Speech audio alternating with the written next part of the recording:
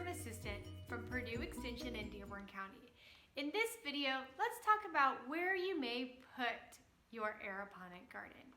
I know that's one of the most important steps to think through when you're securing funding and building a program and figuring out how and where you're going to utilize a garden like this.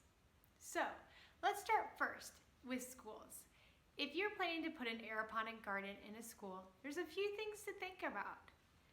Definitely, it is very nice and convenient to have your aeroponic garden near a water source that is going to be able to easily be accessible to your garden.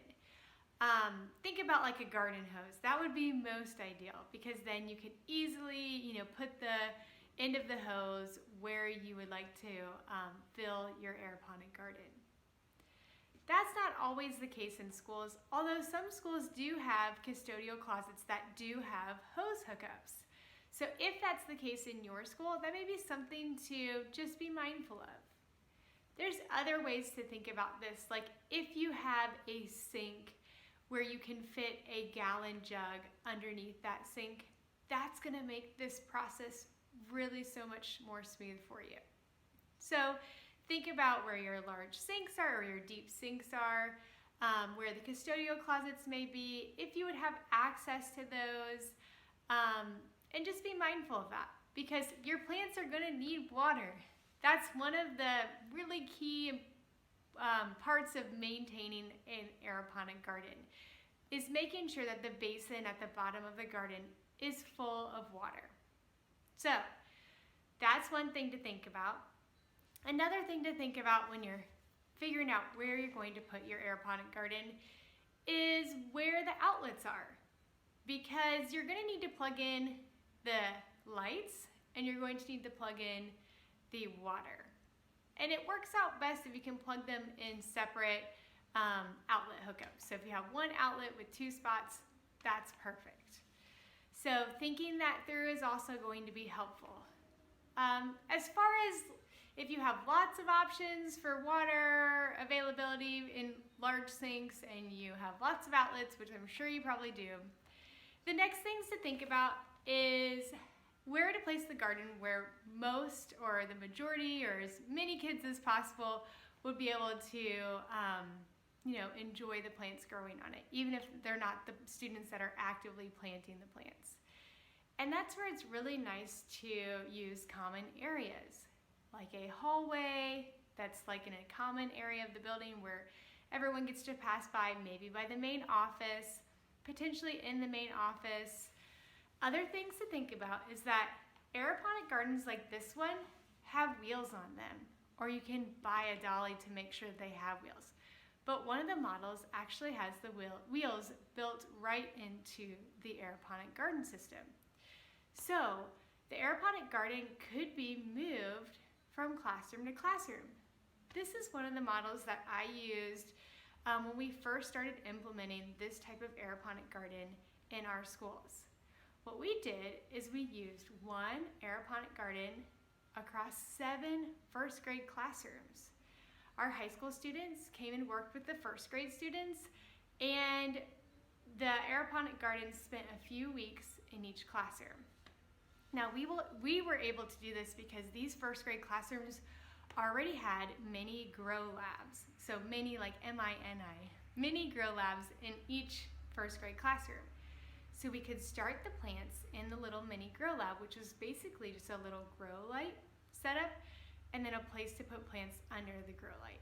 And so the plants would get started growing there. Then we'd wheel in, my high school students would wheel in the aeroponic garden into that classroom after the plants had already started growing about 2 weeks. At the 2-week mark, those plants were then transferred into the aeroponic garden.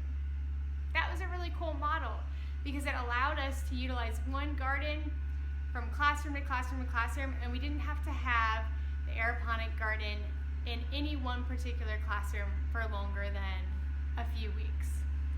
That's something to think about. You could have a model like that where classrooms are sharing the same garden. Because you can easily wheel these gardens through doorways, that could absolutely be a possibility for you.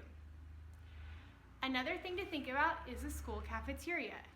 I worked with a school that was very, very passionate about getting aeroponic gardens in their school cafeteria. And so that's what we did. In this model, we worked to train the cafeteria staff members to care for the garden and learn how to harvest it and utilize in their food service line. That was a really neat experience. Some of the highlights of that experience so far has been a really amazing Asian stir-fry dish where we used bok choy that was grown on the aeroponic garden. Another really fun thing we've done so far in the cafeteria in that school is utilizing kale from the garden for smoothies, and they were a huge hit. I know, it's hard to believe, but they were. It's amazing. I'd be happy to share that recipe with you. Moving outside of schools or like beyond schools and thinking about other places where a garden may be placed in your community could be in a library. So same thing that I mentioned for the school, you want to also think about that for the library. Where's the outlets? Where are the outlets? And where's the good water source? Is it going to be super cumbersome to get the water over to the garden? If so, you may want to move the garden in a location in your building or in the library building that would be closer to a water source. Good things to think about. The same theme applies for if you are placing it in a youth home or a group home setting or a nursing home, for example.